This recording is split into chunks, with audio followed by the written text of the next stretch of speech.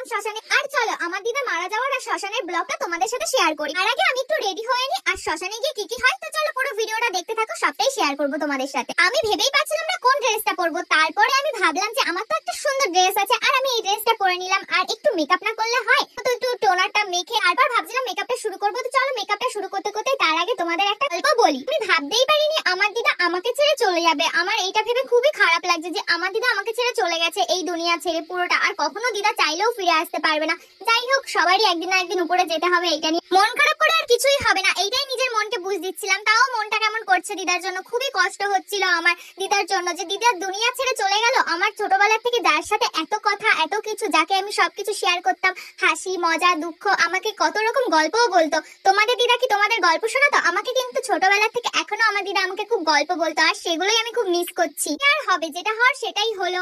আর এইদিকে আমি মেকআপ করতে করতে দেখো মেকআপটা কি হয়ে গেছে, কারণ আমার এত টেনশন এত কষ্ট হচ্ছে আমার দিদার জন্য যে আমি আর কিছুই করতে পারছিলাম না। তাই জন্য ভাবলাম যে একটু যেমন তেমন রেডি হয়ে ন্যাচারাল ভাবে যাই। জানো তো তোমাদের সাথে আমি ডেইলি ব্লগ শেয়ার করছি, ভাবলাম এটাও শেয়ার করি তোমাদের সাথে যে কি কি ঘটলো আমার সাথে।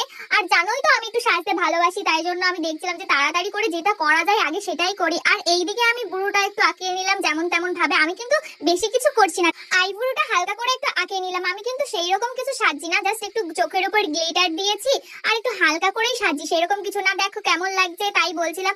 আর একটা জিনিস বাকি ছিল, যেহেতু মেকআপটা বোঝোই তো, যেন না বোঝা যায় এই জন্য একটু পাউডারটা দিয়ে দিচ্ছিলাম যাতে মেকআপটা যেন ফুটে ফুটে না ওঠে। এই পাউডারটা দিলে একটু বসে যায়, পাউডারটা একটু ঝেড়ে নিলাম। আর মেয়েদের কত জ্বালা না, না সাজলেও একটু হয় না।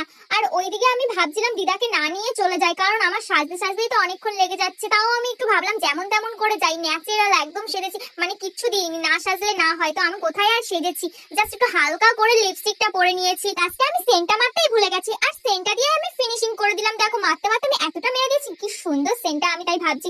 আর এইদিকে চুলটা দেখো আমি একটু আঁচড়িয়ে নিচ্ছি, আর এইদিকে আমার লুকটা দেখো কেমন, একটু পরি পরি লাগছে না আমাকে না দেখতে? তো চলো এবার চলো দেখা যায়। ফাইনালি আমি শ্মশানে চলে এলাম, আর সবার মাঝখানে ভিডিও করতে কেমন একটা লাগে বোঝোই তো তোমরা, সেই জন্য আর কারোর সামনে ভিডিওটা করলাম না, একটু ভিতরে এসে দেখছিলাম। আর আজকে বেশি কিছু বলবো না, যেহেতু মনটা খুব খারাপ আছে, আর কিছু বলতে পারছি না। তো চলো টাটা বাই বাই।